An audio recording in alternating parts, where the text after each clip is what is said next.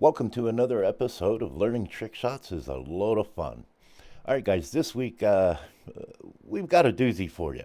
But before we get into it, don't forget, like, subscribe, hit the notification bell so you get notified when I do more videos, and also make sure to leave a comment. I'd love to hear how you're doing with these shots and whether or not you need any help with any of them. Um, and also whether or not you've used them in a match or in league play or during a tournament or whatever. All right. Um, this isn't just for me to run off at the mouth. I'm really interested in actually helping you guys improve your game through trick shots. So let me know how it's going. And with that said, let's get on with it. This week's trick shot is a doozy to set up. Well, I say a doozy. It takes a moment to set up. It's not overly complicated to actually set it up. It just takes a minute.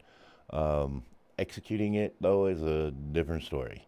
Yeah, it's a combination of speed and spin and getting the aim correct. And I tell you what, it'll test your patience when you first start trying this. All right. So with the setup, there's multiple balls involved here. You're going to need at least 9 balls. All right. I'm going to go ahead and start with your object ball that you're trying to hit. You're the one ball, right? You're trying to hit the one ball. This can go for 8 ball, 9 ball, pretty much any of the games that you find yourself kind of in a precarious position and locked up. Personally, I'll call this escape from Supermax prison. Just because somebody safeties you like this, it takes away all your kick shots and everything else, and you really got to figure out, get creative on how to get out of it. And what I'm about to show you is one way that you can do it.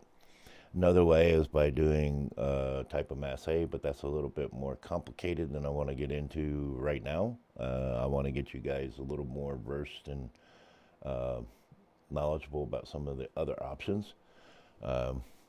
I like to say masses are for those extreme situations where nothing else seems like it's going to work, and then you can pull out a masse if you need to. However, this is one of those situations where your opponent has left you hooked in quite a mess. I had one when I was down in Vegas that left me in a similar situation to this, not quite this locked up and quite this nasty. But this particular stroke and this particular shot was available to me, and it proved to be helpful.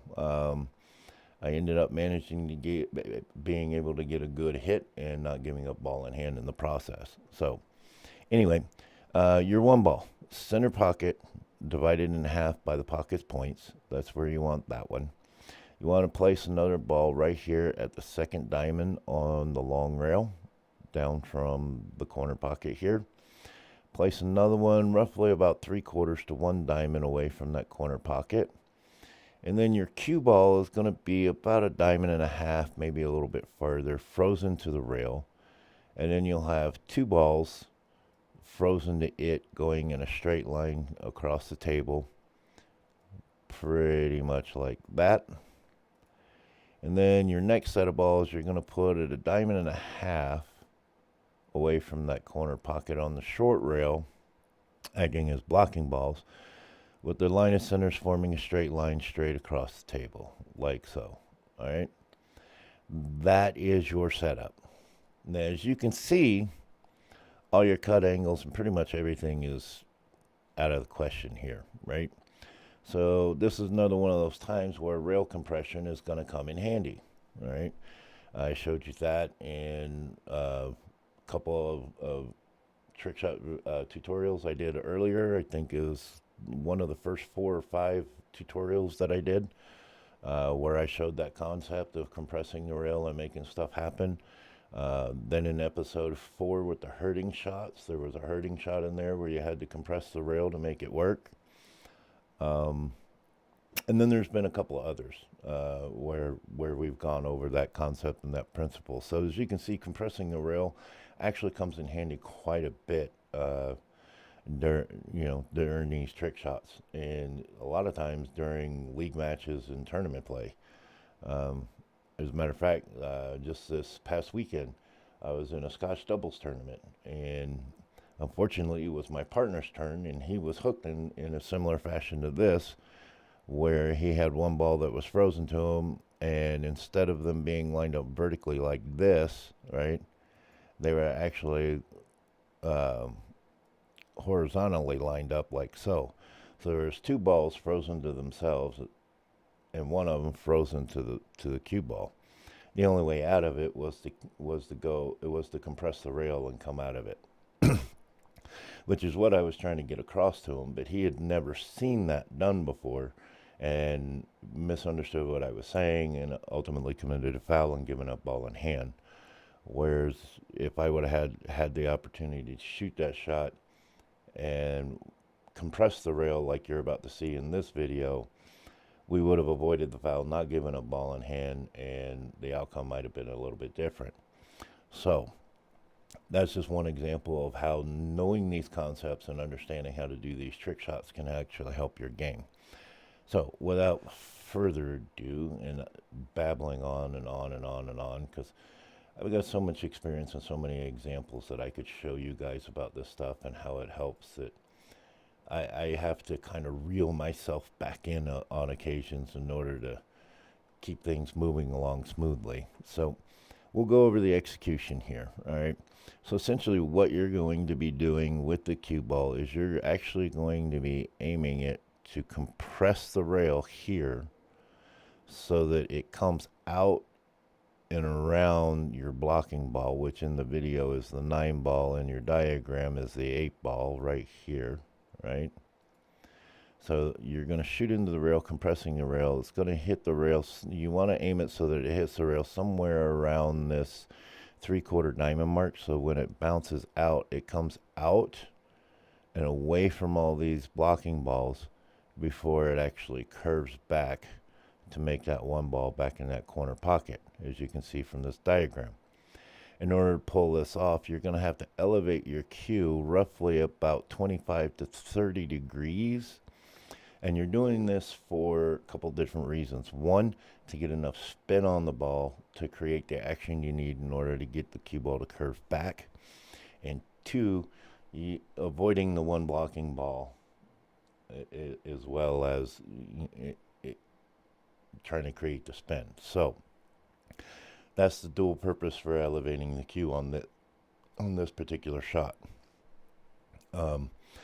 You're going to be hitting the ball roughly about 1 to 130 on my particular table, because it slides a lot. I had to go to 130 to get that little extra side spin to make sure that it curved back for me. And on this one, you're going to hit basically 3 rail speed. All right. So what I mean by 3 rail speed is you go 1 rail, 2 rails, 3 rails. All right. That's what I'm referring to about 3 rail speed. Okay. So you probably are going to get a little bit of a hop out of this, just because your cue is elevated. But don't worry about that. It's okay. It's not going to affect your shot too much. Ideally, you don't want it to hop, but it's going to come off the table a little bit because you're elevated. So that's pretty much what we're doing with this shot. All right.